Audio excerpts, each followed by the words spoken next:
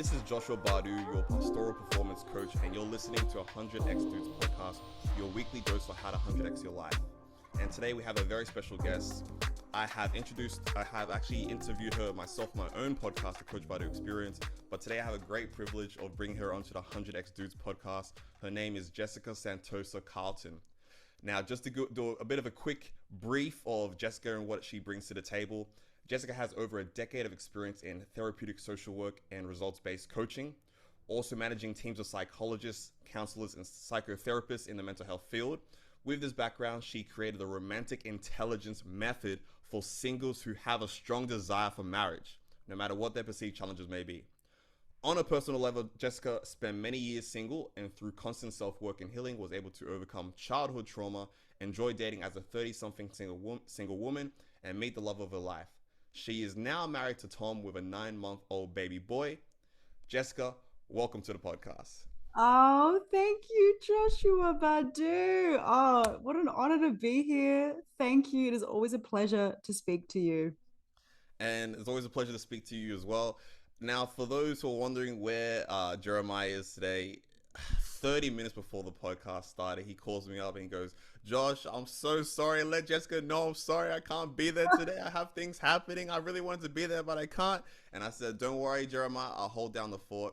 So it's going to be a one-on-one with me and Jessica today.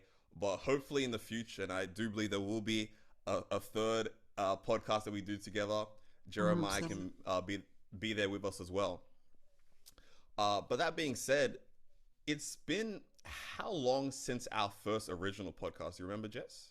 Wow. I actually don't remember, but I didn't have a baby boy at the time. I was pregnant. I think I was like early in my pregnancy, maybe 3 months pregnant or something. I'll have to listen to the podcast to see, but it was definitely about a year ago, Do you know how life roundabout. goes full circle though? I swear Mm, that would have yeah. been like maybe early or maybe around April 2021 when I had just torn my ACL and I don't think I was able to walk properly. I think I was on That's crutches, true. wasn't I? You were on crutches. And now Yeah. a year Yeah, later, I I just can had the tell you about surgery you. for it. And once again, I was just on crutches. Oh So it my feels like I'm God. in the exact same place as last time. But on your end, a lot's changed. Now you have a baby boy, Jacob, Mhm. and I'm just Mhm. curious, like how does life Beautiful. feel different now since you know being single and having no children to now being married and having Yeah. children? Oh my gosh. Or just one child. Children don't freak me out yet. But I have to say, me being on this podcast with you is like the highlight of my week because, every other time I'm just mummy, he doesn't care that mummy's on a podcast. He doesn't care about all the accolades and all the cool things that, his mum and dad have done. He just cares that I show up with food and that I hug him and, that I'm there for him when he's crying. So yeah, life has really taken a dramatic shift. And when you become a parent, everything changes. And I could, talk about that for a really long time. But yeah, my single years were very glamorous compared to now. I've got to say, yeah. I feel like you like trade in the glamorous life for the Mm-hmm. fulfilling life in a way, or at least that's I guess that's the logic of it. I guess like of how you're not you maybe not be in the clubs, you're not going out 24/7, you're not around Mm-hmm. all these single people, but now like there's a certain meaning that you have in your child and in family that you wouldn't trade for the world. I don't know if that's how you see it now. No, absolutely. I mean, the whole reason I started Dateability was to head towards being that emotionally attuned parent, to be able to be fully present for my children. We plan on having more children. We love Jacob so much. And man, for those of you who want to be mothers and fathers one day and you're not yet a mother or father, children are a lot of work. Like a newborn baby will take everything out of you. Right now, you might think your life is really stressful, and I'm sure that it is, but at least you get to go to sleep at night. Whereas as a parent, you may have all these things being thrown at you during the day, but at night good luck if you get to go to sleep. Good luck if you get 7 hours of consistent sleep throughout the night. So as I said, as you were saying, Josh, life has taken on this beautiful, I guess, purposefulness that everything, in my single world was geared towards. When you're single and you're really wanting a partner, you feel the pang of loneliness. You're thinking about how great it would be to just have a husband who loved you unconditionally, didn't care that you weren't, I don't know, wearing makeup, and didn't care that you didn't shave your legs that day or didn't shower, and a baby that just needs you at every turn of corner. Mm. You sort of fantasize about those days, and now that I'm in them, I'm like, well, one, it's not all it's cracked up to be, like expectations, reality, but also it is all it's cracked up to be at the same time. Like, it is actually pretty amazing, Yeah, and no, it's hard. It's hard. Yeah. yeah, difficult. I think that's a great point. Like, it's not all that it's cracked up to be, but it also is all that's cracked up to be. It's a very, almost Yeah. paradoxical reality. Yeah. That being said, there's so many questions. There's too many questions that I can throw at you today, and I want to make sure Oh. that what we do discuss is stuff that's going to be fruitful, stuff that Mm, your audience, those who are listening, those who can receive, are going to mm, receive the most from. But yeah. for those who didn't listen to the Coach Badu experience, you should go check that out with me and Oh, Jess's so original good. podcast. I think it's episode 5. You'll love it. Hands down, Yeah. one of the best podcasts of all time. Go listen to it. Um, Oh, but for those who yes. haven't listened to our previous podcast together, can you define for us again what romantic intelligence is? Mm. So the quick answer would be knowing what to do at every stage of dating, and also having the emotional intelligence to create the foundation of knowing what to do at every stage of dating. After 7 months of being in my cave with my team and I, Ryan, Tom, and I, building this app that we released in late August, early September, um, we now realize how romantic intelligence takes on so many different forms depending on where you are. So if you're single and there are no prospects in sight in terms of guys that you even have a crush on, or where am I going to meet somebody, then romantic intelligence becomes about, okay, well, how am I showing up, like knowing how to show up when you are around people your age, that where you could possibly meet somebody, or if you're in the early dating stages, romantic intelligence takes the form of vulnerability modulation, which Hmm. is what really just a fancy way of saying, what do I share and when? If I do this action, is that giving too much, or is that giving enough, or am I not showing enough emotional availability?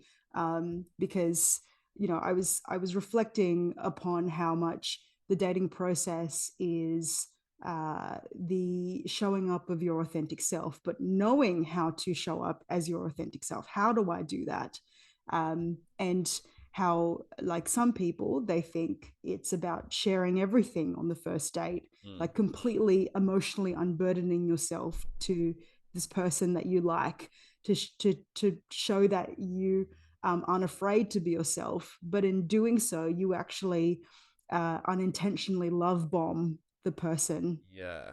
that you're on the date with, which sounds really cruel of me to say that, to label it that way, but it is love bombing. I think that is you're trying to find that balance, right? It's a very uh like there's some things that's very clear that you shouldn't just be sharing on the first date. You So don't true. want to just share every single flaw you have since the beginning of time. It's like have some wisdom about it. But you are right. We do have that tendency to be told, be authentic, be yourself, and you're trying to figure Mm, out what is the right balance of being myself, but not, I guess, like you said, love bombing. Um, mm, I'm curious. You've created this app that you've mm, recently released. What was the mm-hmm. reason you had created this app? What was the purpose behind Oh, it? so glad you asked, Josh, because when I asked myself that, I'm like, why did I create this app? It's like caused so much ruckus in my life. No, I'm kidding. Well, basically, like, so, I started Dateability 2015, 2016. And, I shared on the last podcast how in 2015, after having worked a little bit with my dating coach, had 17 men in 1 year ask me out on a date, or like ask me for my number, or so on and so forth. And Yeah. then I started coaching. met my husband in late 2016, started dating on the most romantic day of the year, Valentine's Day 2017. Oh wow. And then we got married 2019, now have a baby. Um, so in that whole process of me being single, suffering, and then kind of figuring out that the whole process is called romantic intelligence, the mindset and skill set of dating well. Um, Through coaching, there were certain commonalities that Ryan and I had faced with the women and the men that we were coaching. Yeah. And so we had sort of boiled it. We spent probably 3 weeks co-designing it, and with these certain commonalities, we wanted to encapsulate that in a course Mm, because, and I'm not like knocking other dating coaches or other courses, but there's a lot of a lot of language around find your man, or manifest your woman, or meet the love of your life. But at the end of the day, it could work it realistically, and this will sound very unromantic, but realistically it could work with a number of people. Like it does, mm, there's no such thing as the one. yeah. I believe that the one is created through hard work and effort in a relationship. You know, Gottman talks about John Gottman, who studied couples for, I don't know, 30, 40 years with the Gottman Institute with his wife, Julie. They talk about the Sun relationship house, where one weight bearing wall is trust and the other is commitment. And so, you know, there are so many things involved in that, like building your love map, or really, really knowing the person that you've married, and all that takes time to build.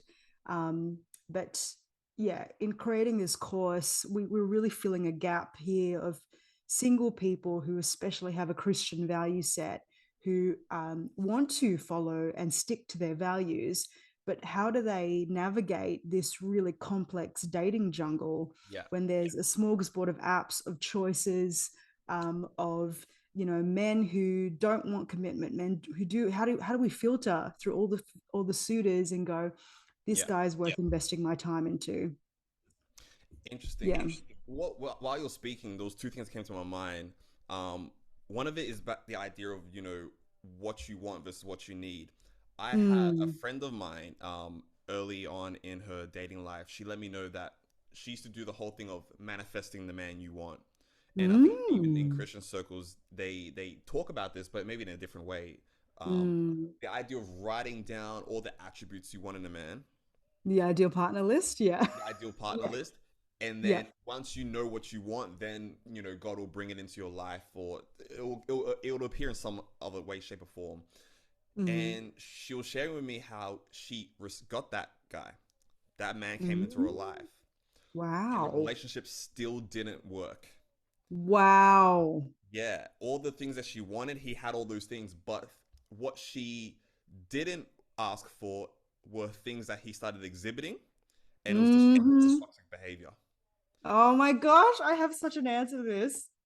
And I've also had Yes. a very similar experience like that, of saying, "Oh, these are the things that I want," but then you realize that is maybe what you want, but not what you need.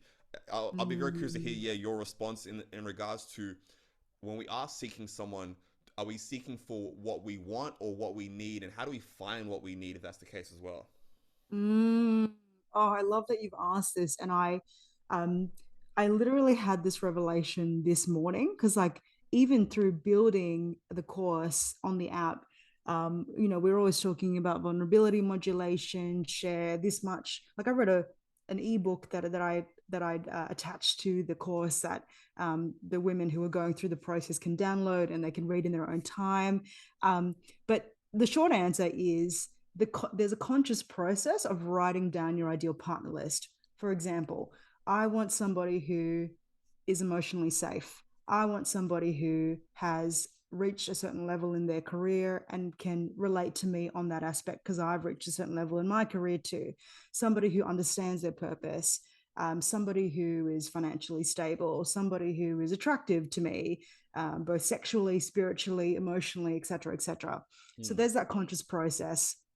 And so the unfortunate thing is, I know so many cautionary tales, and there's one especially that I do want to share. And the woman uh, that this is about, she has given me permission to share her story, obviously without her name. But um, people think they can research their way to the right person, Hmm. but you can't, because if you were just a conscious being and that was the only currency that mattered in dating and finding your perfect marriage partner, then that would be great. However, there's also an unconscious process. There's Yeah. also the subconscious mind here at play. So even though if and this is where I want to go to with the story that I shared before of somebody completely emotionally unburdening themselves on the first date to in order to demonstrate I'm the real thing, you know, I'm showing you all my weaknesses, and this is why I'm right for you. The danger with that is there's also a sense of experiencing the person, and when you experience a person, that takes time. Yeah. It takes time because at the beginning, most people are not adept at dealing with this huge spike of oxytocin, which is helped by the Godspeed emotional unburdening. So if you're really attracted to this girl, for example, Josh, you go out on a date with a girl, you're really attracted to her, and on the first date, she shares everything with you, and then you feel compassion towards her. Of course, there's going to be this feeling of butterflies in your stomach, a Yeah. quickening of your heart. You can't help yourself. You're like, I'm really attracted to this girl. Emotionally, we connect on such a deep level. You're going to think that you're in love, Yeah. but actually, you haven't tested the process of relational and functional trust that needs to happen over months and months of getting to know each other, because she doesn't even know those sides of herself. Interesting. Yeah. How long do you think it takes to truly know someone? Because you hear about couples who we met after 3 weeks and we knew she was the one, Yeah. and all Yeah. power to them. And then you have people who are like in a relationship for 10 years and like, I think I finally understand who you are. Let's get married. Mm. What? Yeah, yeah, yeah, yeah. What would you say in regards to like, do you feel like and maybe not, it may not be any hard and fast rule, but is there maybe a trend or a guideline you think of how long it takes to truly know someone enough to say there's the Mm. functional relationship, functional, I guess, relationship there? Yeah, yeah, yeah. I'm really careful to put an arbitrary number on these things. Yeah. And this is also where the romantic intelligence course comes in, because if you know yourself really well, then I can see why 3 weeks might be enough Wow. um, to go, yes, I think this is the person for me. But then unconsciously, both people are like, we're both committed to making this work no matter what happens. You know, even if I see that you are actually quite controlling, or like you've got a trigger when I mention that I want to go have coffee with one of my guy friends. um you know, those are things that need to be tested out over time, as I keep saying. But I want to explain functional and relational trust as well. I'm Yeah, presuming so that that you was the know word what I I mean, butchered it Josh. before. I was saying functional and relational trust. Those are the, yeah. Go ahead, Yeah. please. All right, so I was talking about functional and relational trust, which is the work of Dr. Henry Cloud and Dr. John Townsend. And for the Christians who are listening to this podcast, they will know who they are because their books are everywhere in Kurong. They wrote the whole Boundaries series. So boundaries in dating, boundaries with kids, boundaries with teenagers, boundaries in marriage, et cetera, et cetera. And I'm a huge fan of their work. I think that they're very, very clear and they're very solid in what they say and very biblically based. So when they talk about functional and relational trust, John Townsend um, differentiates the two types of trust. And Yeah. the relational trust is the emotional stuff. So on a first date, people would tend to think, well, I trust this person. What they mean is emotionally, I trust them. I trust they won't share my secrets. I trust Mm, that they won't judge me if I share vulnerably with them.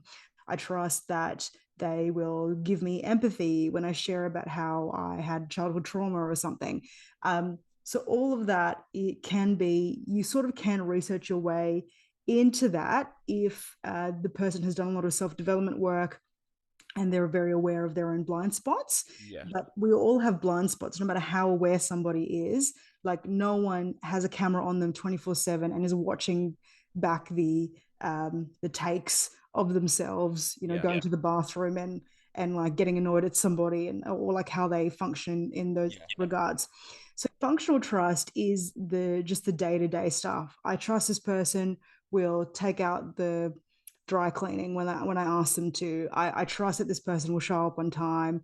I trust them with the shared bank account we have because we're married. I trust that I don't know, they'll pick up the kids when they say that they will. So Yeah. with those two types of trust, as I keep saying, that it just needs to be seen over time because again we will have blind spots, we're unaware of how we show up in certain scenarios.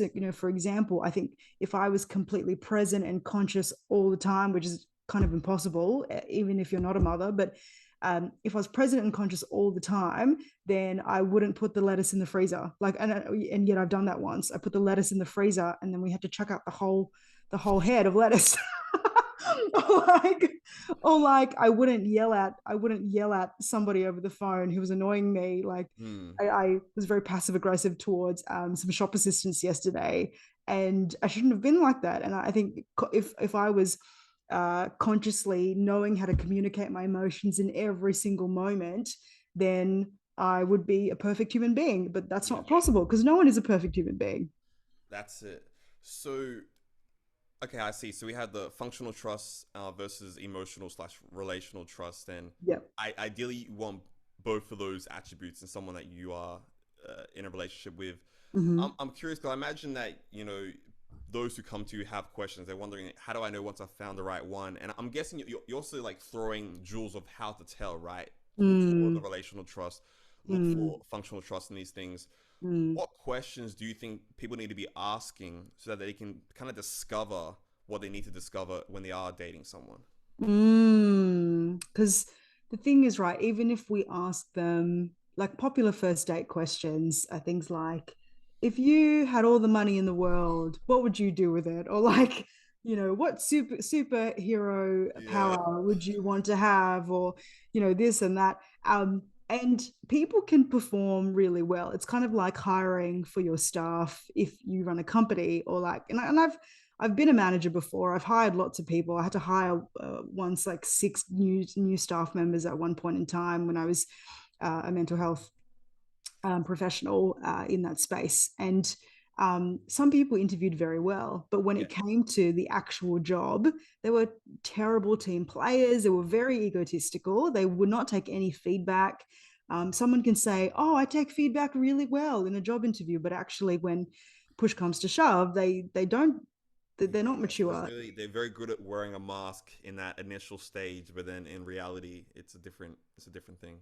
Yeah, but in terms of questions, I don't think it's completely a mute point. I think that some questions you can ask, you're more looking for how somebody, what somebody's mind looks like as they're trying to find the answer, or like how you feel as they're answering these questions, or whether they, put tickets on themselves unjustifiably. Like perhaps, I know I've used that term before about confidence, but there I think as far as somebody is conscious and has worked on themselves, then there sort of can be a fast track to there. And perhaps this is what Romantic Intelligence 101, my group coaching program, is trying to do. I keep like acting like I'm plugging it all the time. And I'm like, no, it's just because I spent 7 months building this thing. And I'm And like, even if you are, plug that thing. what? They need to know where to go to get the answers. So Get the juice.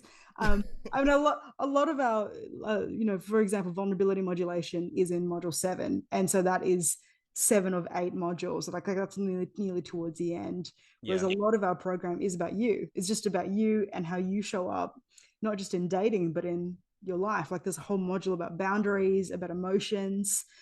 One of my clients legit said, "What do my emotions have to do with dating?" And Wow. I was like, "Are you serious?" I was What's like, this have to do with that? Complete different things. he's listening to this. I love you. I'm I sorry. I'm not He's gonna hate me now. I'm sorry. I'm not throwing you under the bus, but no, I think she gets it now. But it was like a really legitimate question because some people actually don't know what emotions have to do with their dating life, but actually it has everything to do with how you show up authentically, whether you're constantly people pleasing, whether you pretzel yourself around somebody else because you unconsciously have a lack of self-worth, that, you know, what you need and want in a relationship are realistic things that you deserve. Yeah. You know, there are so many factors at play there.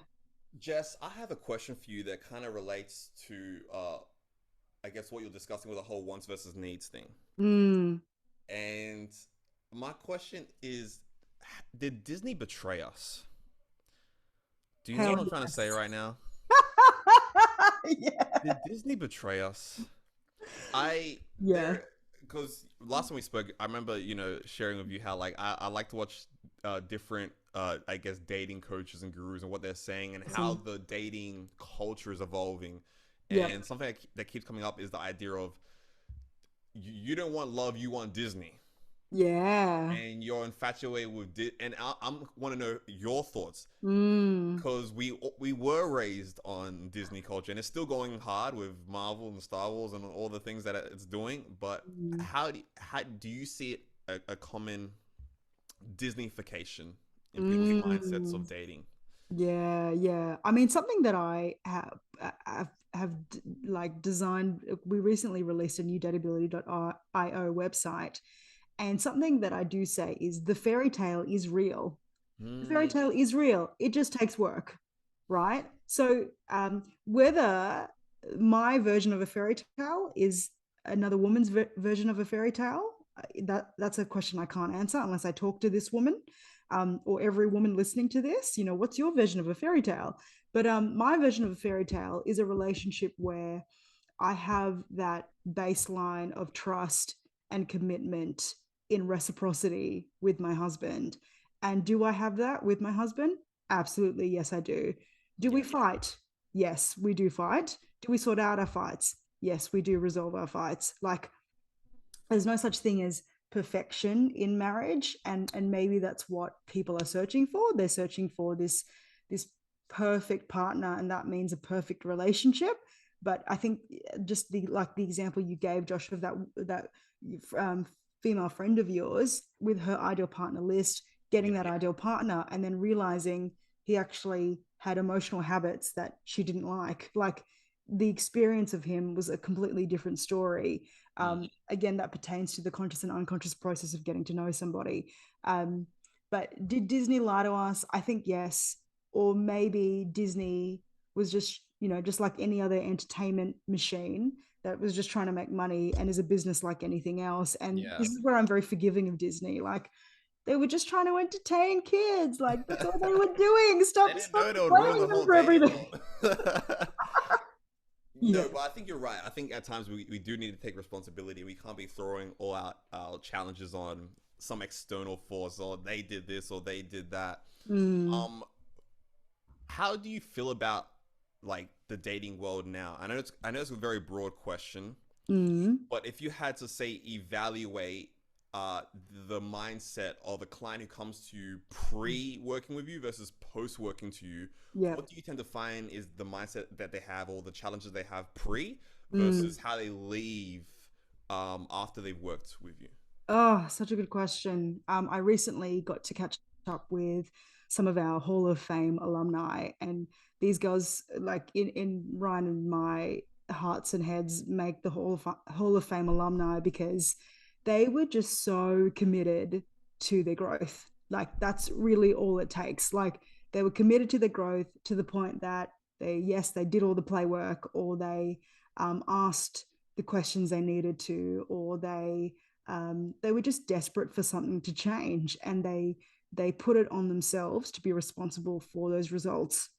Yeah, um, and as a result, they're very fair, they're very measured in their approach.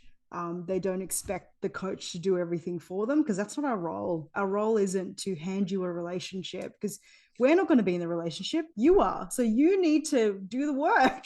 So, um, anyway, but in terms of the before and after sort of dichotomy, and I just want to say on the Disney thing, Disney probably Disney's mistake was underestimating their influence of a generation, over a mm, generation, that they didn't realize they'd create the zeitgeist for our generation, and they have, you know. So this kind of romanticization of the marriage in general. I don't think they realized their power, or maybe they did. I don't know, and they just kept peddling it for more money. Who knows? But I'm just jumping around the place. But I'm going to go to back to the dichotomy of before and after, Yeah. if you don't mind, Josh. And that is, beforehand, the common things that we get from our favorite clients were things like, I thought he'd fall out of the sky. I thought he would knock on my door randomly. I thought he would just come up to me and approach me and say, "You're the one, let's get married." I thought it would take no effort. They don't say that explicitly, but that's essentially what they mean. I thought that it would never happen for me, and my dark night of the soul was a dark season of the soul. It was just this continued hopelessness. Yeah. And then when they coach with us, they're realizing, wow, I didn't realize how much my own elevating of consciousness, and I'm very, very wary of using those terms because I know they're, again, quite zeitgeisty for this day and age of the self-help and development world. But they didn't realize how much power they had over their own mind, and that transforming of their own mind would attribute to them finding a healthy partner. Yes. Yeah. I'm with you. Yeah. So I heard you throw out a term before, which I like. I might even steal that one. It's called play work. And I'm like, Yes. genius. As a coach, yes. Yeah. And the growth happens obviously in those aha moments or those in session moments, but the growth really happens in the play work, in going back and getting into it, getting gritty and putting in those exercises. Give us some jewels, give us some play work ideas that you may share with someone that, just throw a little nugget here or there. What can someone start to do just to even, start that journey of how can I increase my romantic intelligence? Okay, you got to give me the scenario of where this person's at. Oh, okay. Because play work is definitely, it's very individual, and according to the Gallup Strengths Finder, individualization is one of my great strengths. That's individualization is, I think, my third strongest strength. So that's probably why we get along so well. Anyway, you're gone. Are you individualization as well? Yes. That's it right there. Yes, we see people. That's what it is. Okay. Okay. So I'm gonna make up a scenario right now. So this person, maybe they're in their early 30s. Maybe they've been quite sheltered, expecting God to bring someone into their life where they didn't expect to do much work. They thought God will say, "Hey, that's the one for you," and that person would approach them, and then they'll start dating, and it'll flow perfectly. That hasn't happened yet. No one's approached them.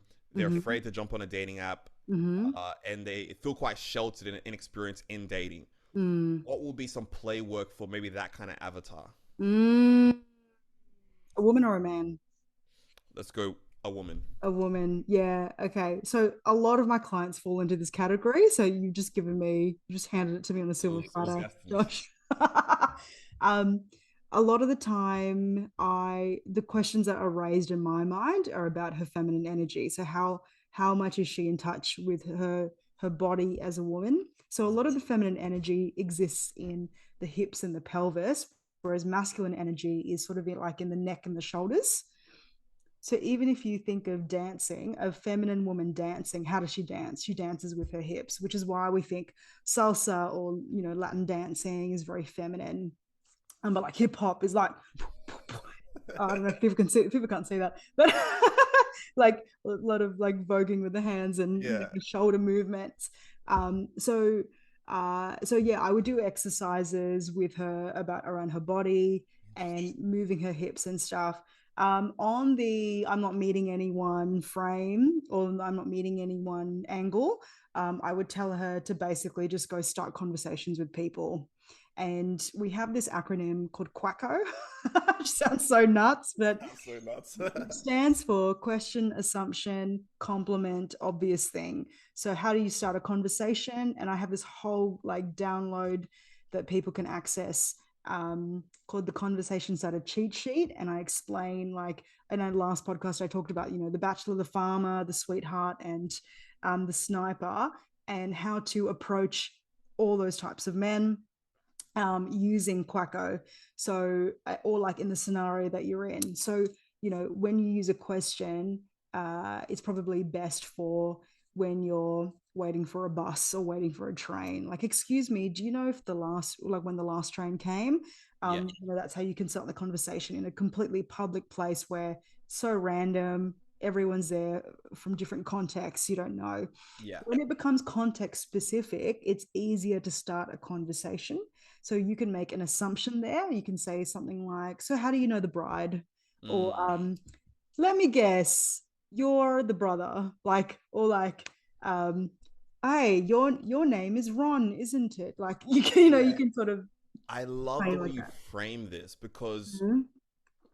that I think we tend to just communicate. We don't really think about how we're communicating. But when Mm, you really think about it, we are using Quacker, right? If you're with a mm, friend, you're asking them questions, you're mm, making assumptions, you're mm. complimenting or encouraging them, and you're making observations about life. But Yeah. when you're thrust into a new environment of I'm trying to like say introduce myself to someone, Mm. all that goes out the window. It's like Yes. when you go to an interview Yeah. and they're like, and it's like, tell me about yourself, and you're like, who am I? Like Mm. your mind goes blank. I Yeah. love Quacko. I love this framework you've built. I think that's so powerful. I'm gonna use that. Yeah. I'm taking all of this right now.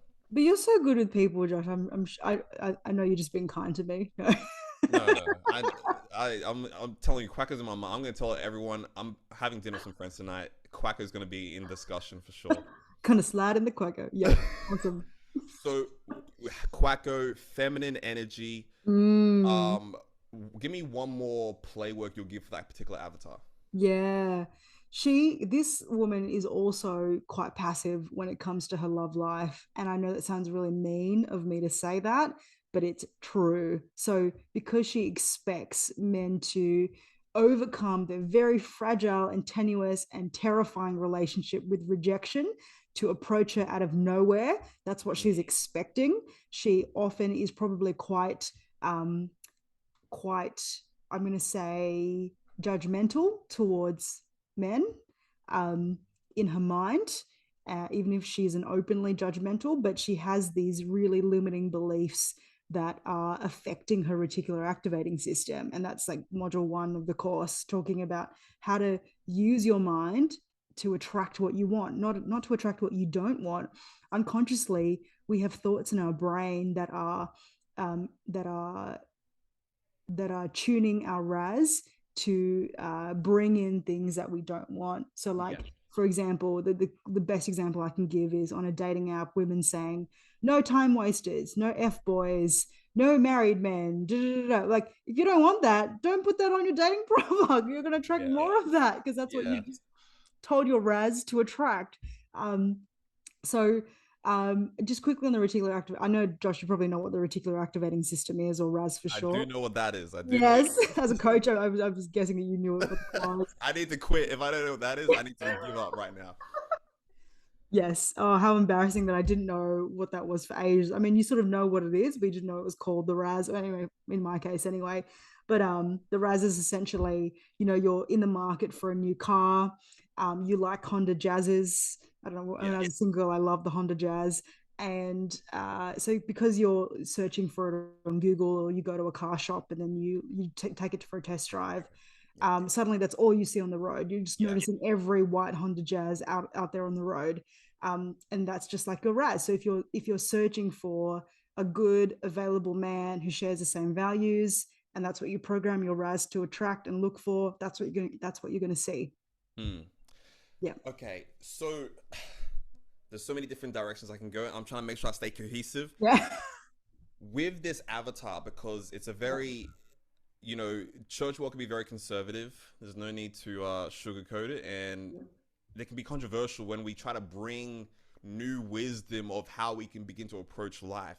What do you say to those who are closed off to this way of thinking of saying, feminine? Why do I need to move my hips? Let me just stay who I am.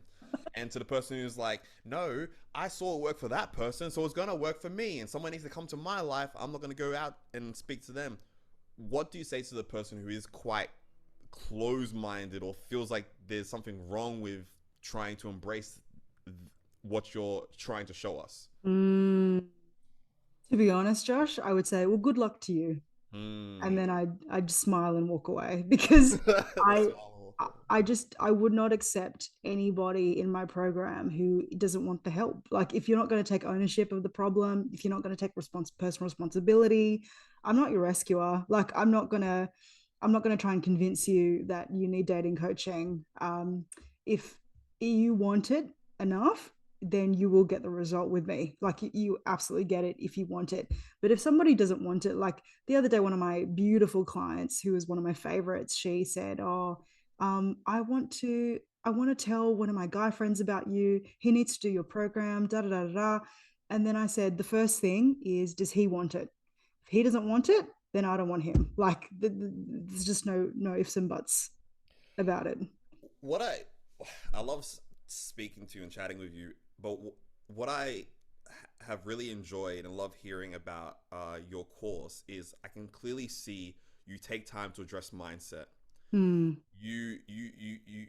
You don't neglect that emotion and mindset. It goes hand in hand with your romantic intelligence. mm, Um, and I think that's something that is so critical because we tend to always just try to like kind of like that previous client said, right? What does my emotions have to do with dating? mm, Um, let's kind of go into that area a bit more in regards to mm, mindset and emotion. mm, What would you say is some of the key things that people need to learn that can help their mindset be ready so mm, that when they try to date, mm. it will help them and not hinder them, if that makes sense? Yeah, yeah. I mean, a really big, obvious thing that uh, to the woman in the self development space now listening to this should probably be like, she's missing a really, really big nugget here.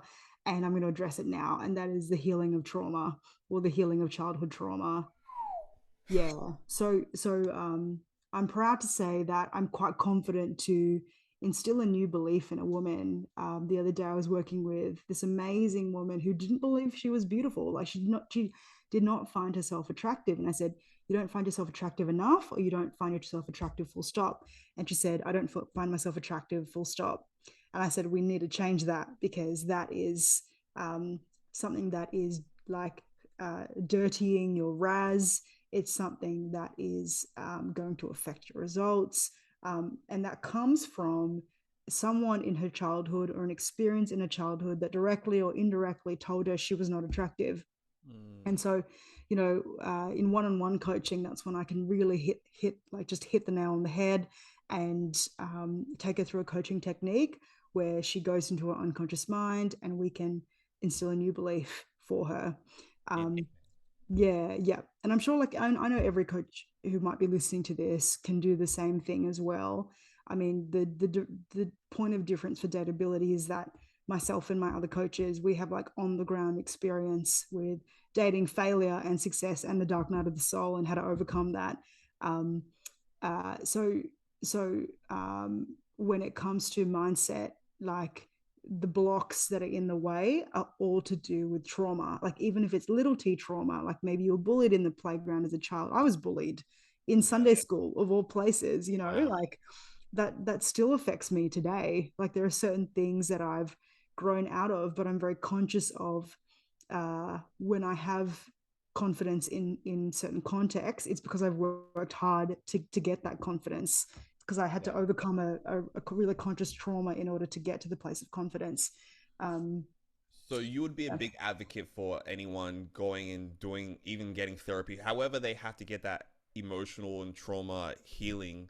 Mm. You would say to go do so because that is a critical part in your self development. Oh, so true. And with I mean, coaches and therapists, they have different schools of thought around this. Um, with Ryan and myself, we're both quite trauma informed. Like I, having been in the mental health space for a long time, having been a social worker for a long time, Ryan because he's been an NLP coach for a long time. Um, we kind of conceptualize therapy as framing and making sense of the past, and I think there's definite place for that, and that's important. And I was a product of many years of, I've probably spent thousands of my own healing and therapy, Mm. thousands of my own therapy and thousands on my own personal development. But coaching is, I'm ready to move forward. Like I want to heal from the inside out, and I'm ready to build forward.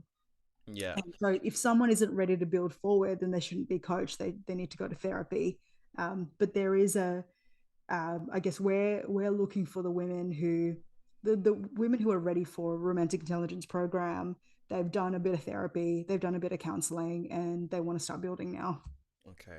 Mm. Now, we have a bit of time left, but not too much time. So, do you mind Okay. if I start to throw you some controversial questions? Oh, And then I have some friendly fire questions for you as well. really fast. Oh. Friendly Okay. fire, some a new segment I just made up. Yep. So some controversials coming your way. The idea of um, women being too successful for Mm. the man that they're looking for. Give me Yes. your take on that, because some people say, yep, women only were willing to marry up, and I think we may have briefly touched on that before. Yep. But how do you view that same idea today? Mm. Oh, I have a really controversial view about this. And I mean, given that the dateability team, I'm the only woman on the dateability team, might have something to do with this. But okay, let's just say, I'm going to just put my personal story into this. I was pregnant for 9 months and then gave birth to a baby. And then I got to go on 12 months and more of mat leave, where only probably 80% of that was paid because of where I was in my career. Like I got to reach a certain level in my career. So I got to experience the benefits of that. But I could only really do that with the support, the financial and emotional support of my husband, who earns more than me. So, so a woman, there's plenty of women these days who are very successful, and they're like, no, he doesn't need to earn more than me. That's not important to me. I think they might change their mind when they are vulnerable and pregnant, and they're taking care of a little newborn baby who is very, very dependent on them, and taking care of them is more than a full-time job. So Mm, that is a very controversial thing for me to say, and I know, but I'm simply speaking from personal experience. Um, whereas if your husband earns less than you, then there's still ways around it. But then you might feel like, oh, I can only go on mat leave for a certain amount of months, and I'd prefer to go on mat leave for longer. So if my husband was earning more, he could spot me, he could cover me. Yeah. what would you say to the woman who is in the ultra high, maybe not ultra high, but like the high net worth, and that her dating pools shrink because of that? How does Mm. she then address that challenge? Mm. So men are biologically wired to provide and protect, whereas women are to nurture and nurture and intuit and add beauty. And I know that there's so much more to masculinity and femininity. We share the characteristics of all the spectrum. We're not just black and white, masculine, feminine. Like I have masculine traits that I love being in. I love my masculine energy. However, I would probably have buyer's remorse if I was constantly in the masculine role and my husband was in the feminine role. I'd feel bitter and I'd feel resentful because I want to be a woman. God designed me to be a woman. He designed my DNA to be a woman. So, in answer to your question, Josh, about it dramatically shrinks her options. So, either she opts for waiting for the guy who can provide for her and protect in, I guess, that traditional yin and yang dichotomy of masculine and feminine, Yeah. or she accepts that, okay, then I accept a partner who is a bit more feminine than Mm, masculine. And there's nothing wrong with that. Like take or leave what I say. It's not the gospel, but in terms of years of experience and just seeing what's out there and the types of relationships, I know. Uh, like I've seen how um, it's so wonderful when a woman achieves a certain level of success, but then in terms of her dating life, the greatest currency is a feminine energy, and if she wants a masculine partner, she's got to bring her feminine energy to the game. She can't bring masculine yeah. energy, or else there will be no polarity, no sexual tension, no attraction. Yeah. Interesting. Okay, so this is kind of piggybacking off the last one then, which is traditional roles versus equality roles Yes. um, Yes. of today's contemporary age. Yeah. How do you think it is better for us to stay in those traditional roles in regards to dating, or do you think it is fine for us to be in an equality um, of, I guess, our responsibilities in our roles of dating? Oh, wow. Okay. I sort of needed an example here. I think I know what you're talking about, but I don't want to be off the mark. Yeah, no, that's fine. So one example here is traditional is man pays for the drinks or man pays Mm, for the dinner. yeah. Equality is we're splitting the bill. Mm-hmm. Um, and obviously it's a spectrum as well, right? Because traditional is man goes to work, woman stays at home, right? And equality is dual income household. But now rent prices are so high, I don't Yeah. know. And mortgage, But yeah. so just the traditional gender roles you used to see, those examples versus the new age of how I guess the feminine movement and just how society is shaped now, these new equal roles. How do you view both sides? Is there a preference? Is it just the Mm, pros and cons of both? Like, how do you? mm. What are your thoughts on that idea and how they're coming against each other in today's day and age? I'm going to start with a really boring answer, which is it depends on the woman and what she wants. If she wants to split everything 50-50, she can. But the women I coach, who tend to be Christian women with a very strict value set, and not strict in terms of limiting, but strict in terms of wanting, I guess, God's plan for her life, quote unquote. Um, she would prefer to be in the feminine role, despite all her success that her masculine energy would have sort of gained for her. Yeah. And so, in terms of traditional roles, personally, I am probably an anti feminist traditionalist that would prefer, like, my dream is to be a stay at home mom, like to be able to bake cookies and pick up my son from school and, Sounds amazing. um, Sounds lit.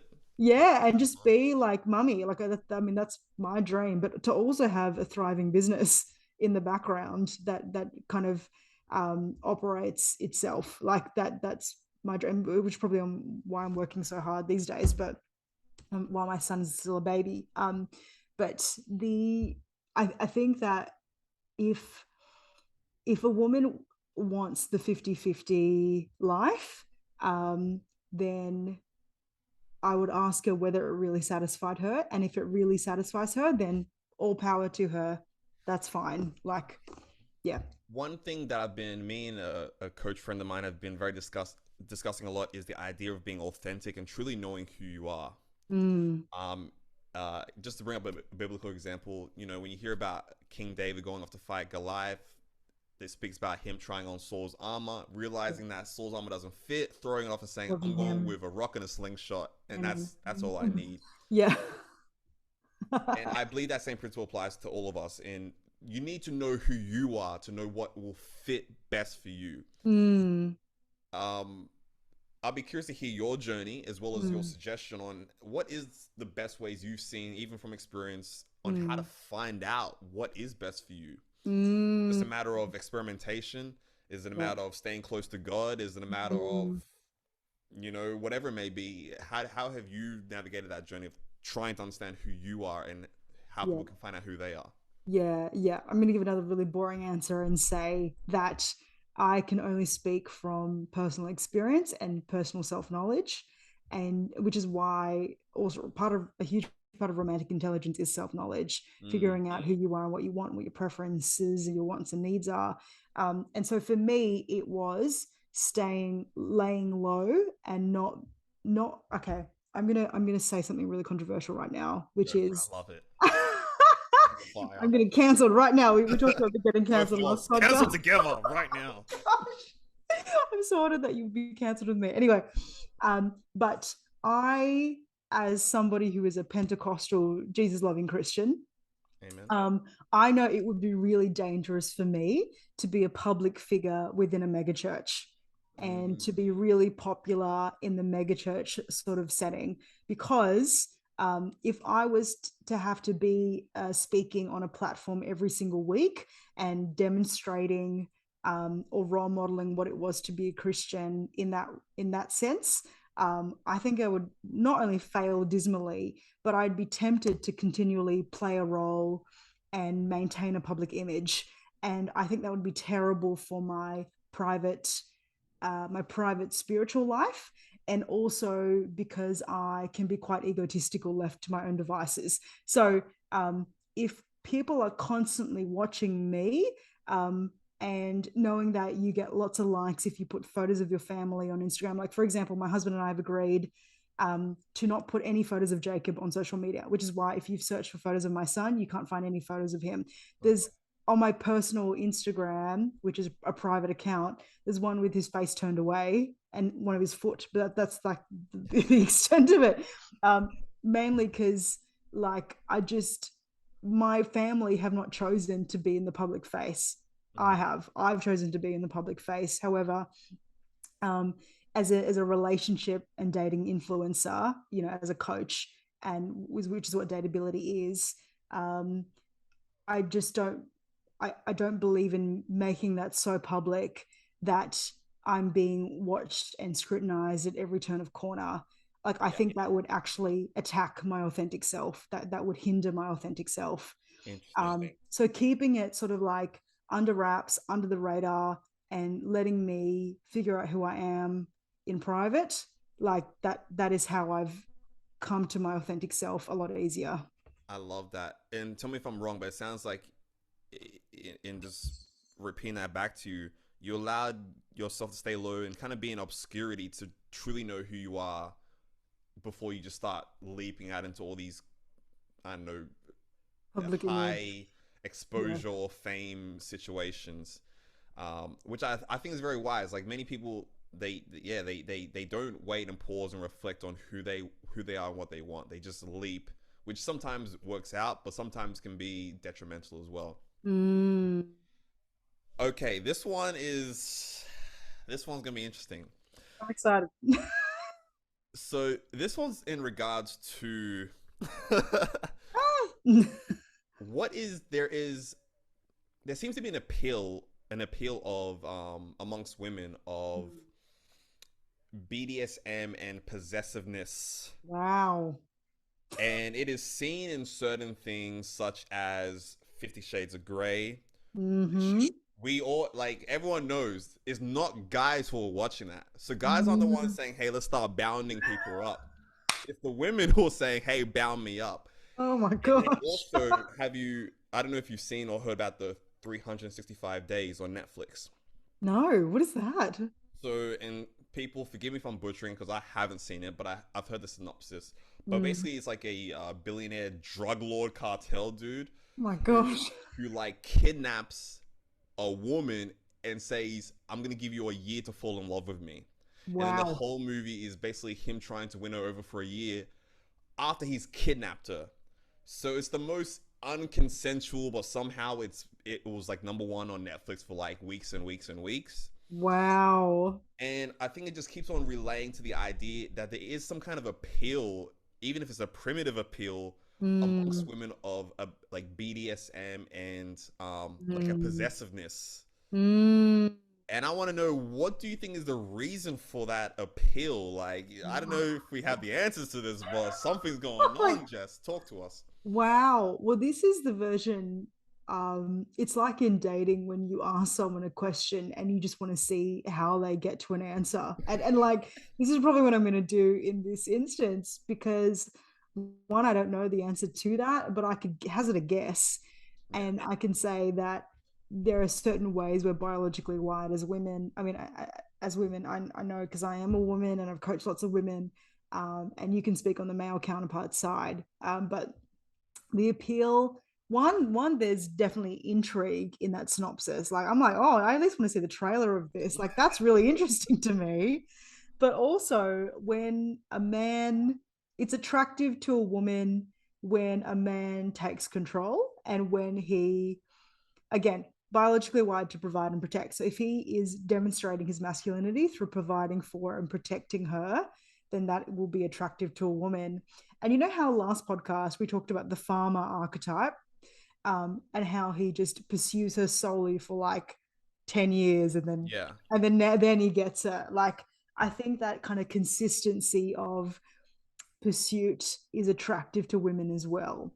Why? I don't know. I think it's because of the devotion It's nothing kills attraction faster for women than a man going, "Oh, you're just one of my 100 women that I'm hanging out with."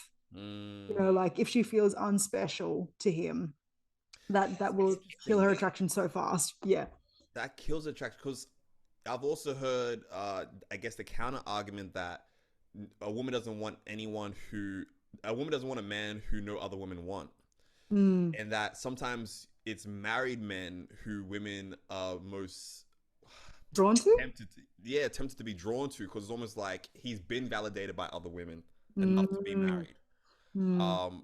So sometimes I know life can be very shades of gray, no pun intended, but Good dude.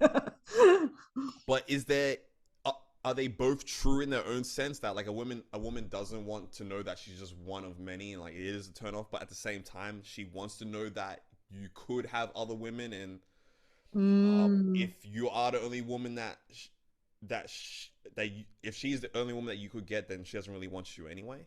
Mm. Could both be true. Yeah, yeah. I think it's a fun concept to play with. I definitely uh I mean, for example, personally, I was in a relationship with a guy years ago um that was very sought after by other women. And did I feel validated in the fact that I was dating him? Of course I did.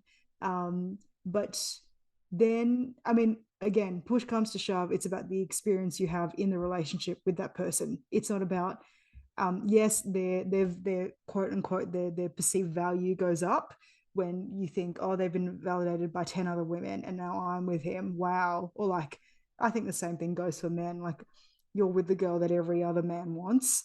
Mm, Um, but whether that actually has currency in the nitty gritty of the everyday life of marriage and being in a committed relationship, no, I don't think that's anything to do with anything. I yeah, don't think that has real clout. Um, yeah, I think that's what I yeah, have to say about that. I'm with you.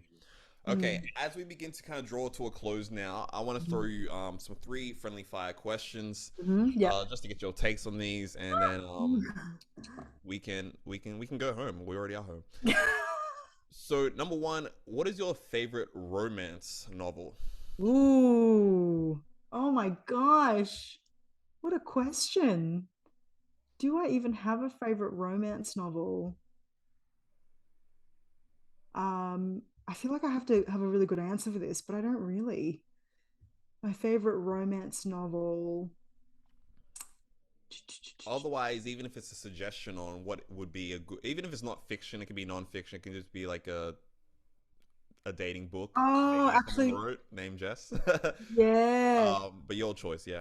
Yeah. Okay. I think I'm gonna go with a really tried and true answer in my life, which is Pride and Prejudice by Jane Austen, which sounds really boring as an answer, but I was obsessed with it when I was in year 7, and because my sister was studying it for her year 12 class or something, and Yeah, we watched it over and over and over and over again. Like we just loved how he was from a higher class, and he in his noobness and lack of romantic intelligence, I would say, he said to her, well, of a higher class than you, but I'm really in love with you. And she was so offended by that she was like, I don't want to marry you in their posh English way.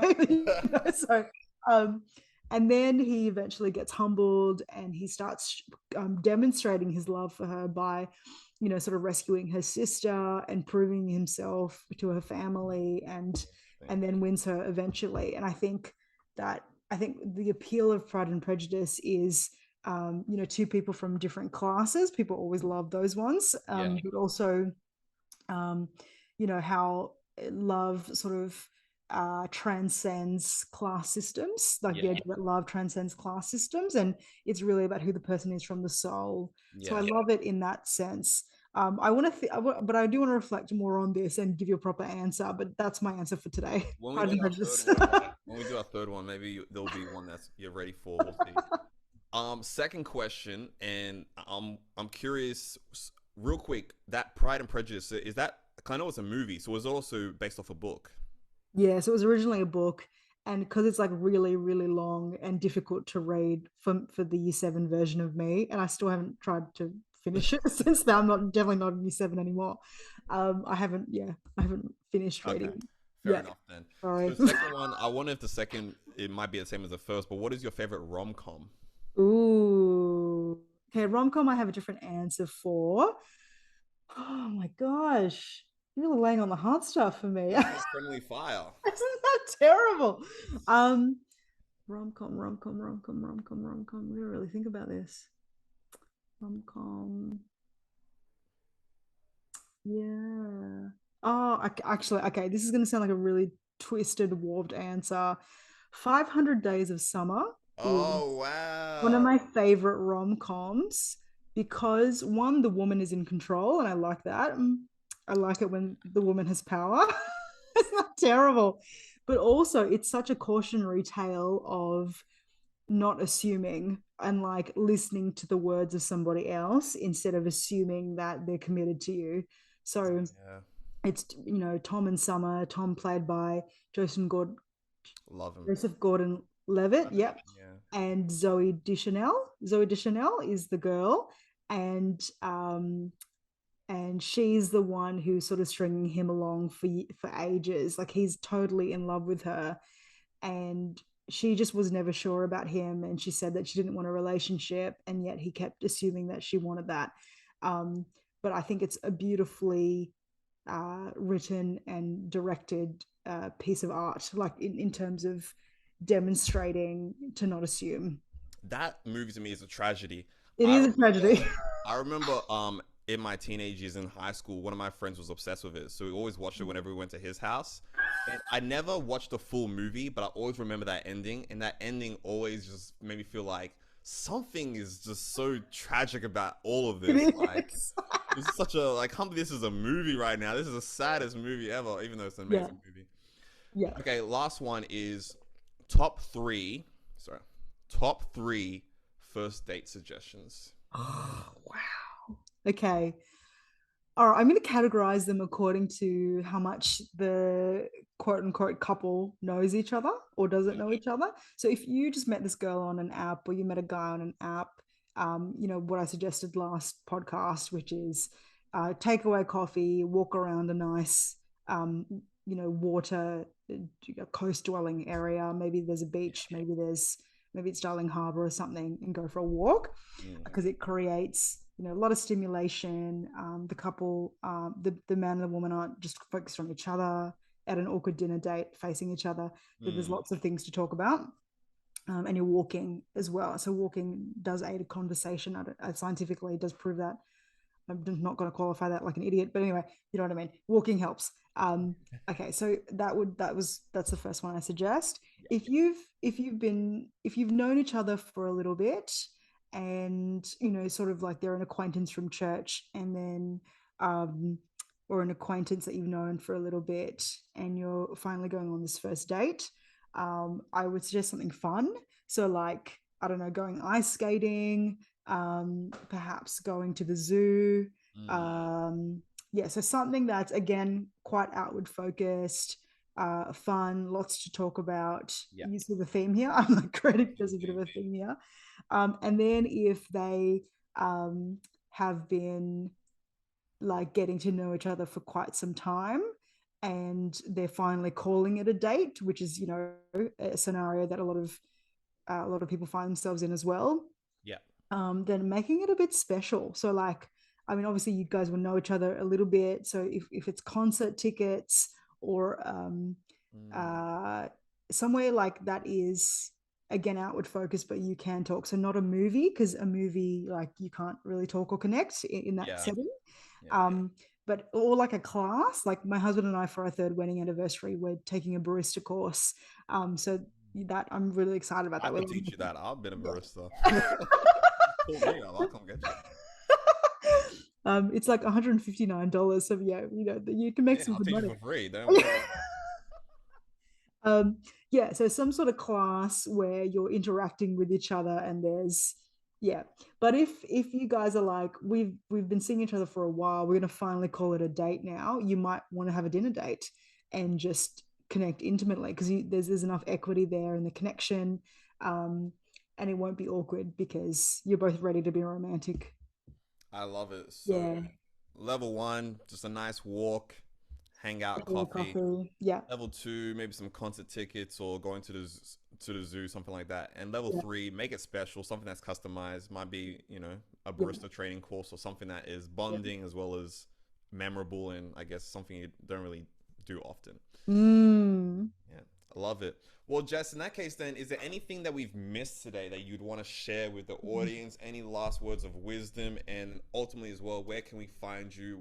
What's the name of the app? Where can we find the app and plug Mm. yourself?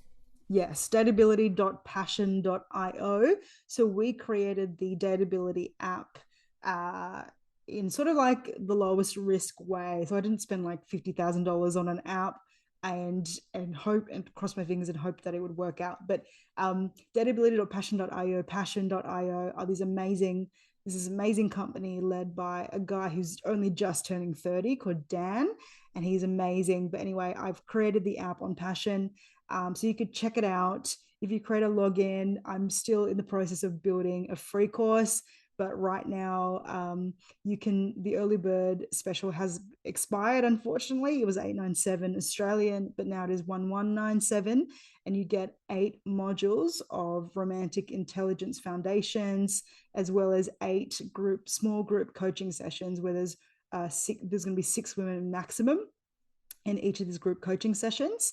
In terms of why you should do it, if you are desperate for something to change in your love life, you're tempted to give up on this desire of your heart.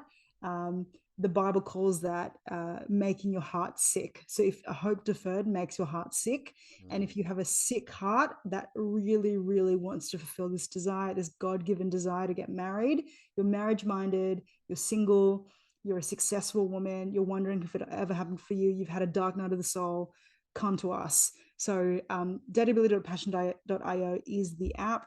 But if you want to connect with us, with myself, Jess, dateability.io or Instagram /_dateability, and send me a DM. Beautiful. In that case, Jess, thank you so much for coming on to 100x Dudes podcast. We appreciate you, and I can't wait to have you on again so you can finally meet Jeremiah. I can't believe, unfortunately, he wasn't able to join us today. But for all those listening, remember, if you truly want to change your life, change the lives of those around you. This is the 100x Dudes podcast. Thanks for listening, guys. Take care.